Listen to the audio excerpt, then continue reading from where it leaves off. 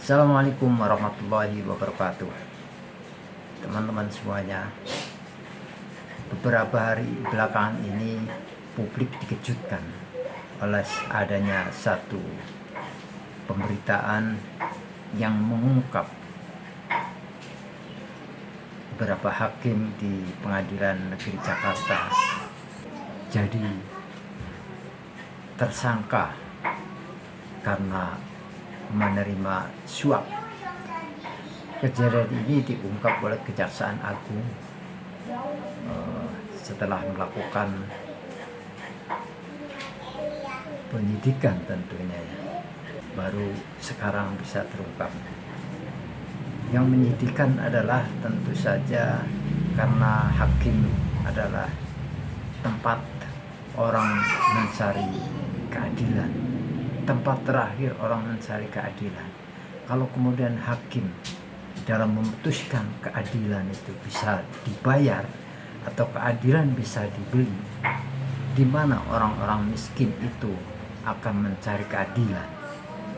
Tentu saja jawabannya adalah orang-orang miskin tidak akan bisa mencari keadilan, karena kalau orang akan mencari keadilan itu harus membayar dengan sejumlah uang yang nilainya fantastis. Hakim yang sudah dijadikan tersangka oleh Kejaksaan Agung adalah menerima suap 60 miliar. Marilah kita dengarkan analisa atau pendapat dari Direktur Eksekutif Parameter Politik Indonesia dan juga dosen atau pengamat politik dari Universitas Islam Negeri Syarif Hidayatullah Jakarta, Adi Prayitno. Dahulu kala kalau kita bicara tentang mafia hukum, kasus jual beli hukum, itu debatnya bisa panjang kali lebar. Karena persoalan mafia hukum itu hanya sebatas ilusi, itu hanya sebatas halusinasi, itu hanya dianggap sebatas tuduhan yang dinilai tidak bisa dipertanggungjawabkan. Tapi mari kita cek satu persatu. Belakangan ini, fakta-fakta hukum yang terjadi di Indonesia itu kan menjadi bukti yang cukup sahih bagaimana persoalan hukum itu di Indonesia ternyata bisa diperjualbelikan. Ternyata vonis-vonis yang ada di pengadilan itu juga tidak terlepas pada praktik transaksi sehingga kecurangan terkait dengan vonis itu terjadi. Minggu-minggu ini kita bisa mendengarkan secara terbuka bagaimana Kejaksaan Agung telah menetapkan sejumlah tersangka dalam kasus korupsi ekspor CPO minyak goreng di Pengadilan Negeri Jakarta Pusat. Di antara sejumlah orang yang sudah ditetapkan sebagai tersangka dan langsung ditahan ini kan ada 4 oknum hakim yang dinilai telah menerima uang suap sebanyak 60 miliar. Wow, angkanya cukup fantastis. Jadi jalan ceritanya ada terdakwa terkait dengan kasus ekspor bahan baku minyak goreng, di mana para terdakwa ini kemudian mencoba untuk mempengaruhi hakim, menyuap hakim.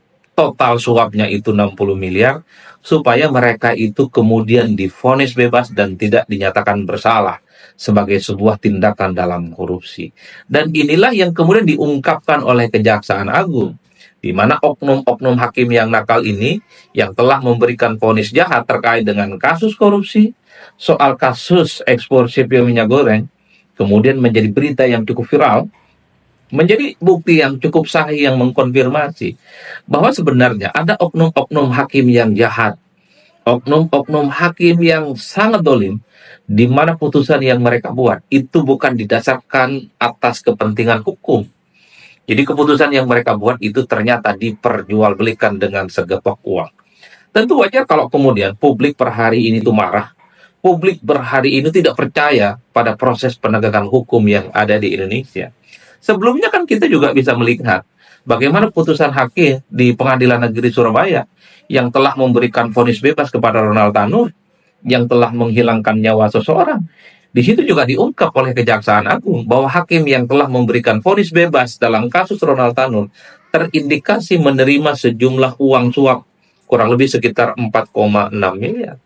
Itu artinya apa? Ini faktual, ini nyata, bahwa putusan-putusan hakim yang selama ini bisa kita dengarkan, bisa kita baca, tidak terlepas dari oknum-oknum hakim yang nakal, di mana putusan yang mereka buat itu bukan didasarkan atas data-data hukum, bukan didasarkan atas regulasi-regulasi yang memang sesuai dengan kaedahnya, tapi sesuai dengan pesanan-pesanan para orang-orang yang selama ini terindikasi melakukan kejahatan korupsi. Inilah yang kemudian membuat bagaimana kepercayaan publik terhadap penegakan hukum yang ada di Indonesia itu kan terjun bebas. Alih-alih penegakan hukum kita itu mendapatkan respon positif, justru yang terjadi sebaliknya, decline, terjun bebas. Publik makin tidak percaya bagaimana persoalan hukum di Indonesia itu sesuai dengan ekspektasi. Ini bisa kita bayangkan. Ini persoalan kasus suap hakim terjadi di Jakarta Pusat. Ini terjadi sebelumnya Ronald Tanur di Surabaya. Bisa kita bayangkan di pengadilan-pengadilan lain yang jauh dari Jakarta, yang jauh dari media, yang jauh dari hingar-bingar. Kan akhirnya publik berspekulasi liar. Jangan-jangan pengadilan-pengadilan lain yang selama ini kontroversial, yang selama ini dinilai korupsi, merugikan negara, dan putusannya itu ringan dan mungkin bebas.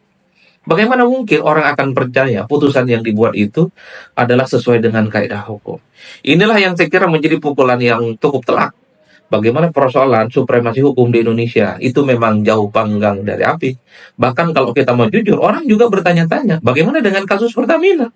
Yang beberapa waktu yang lalu sempat heboh, merugikan negara ratusan triliun. Tapi apa follow up-nya?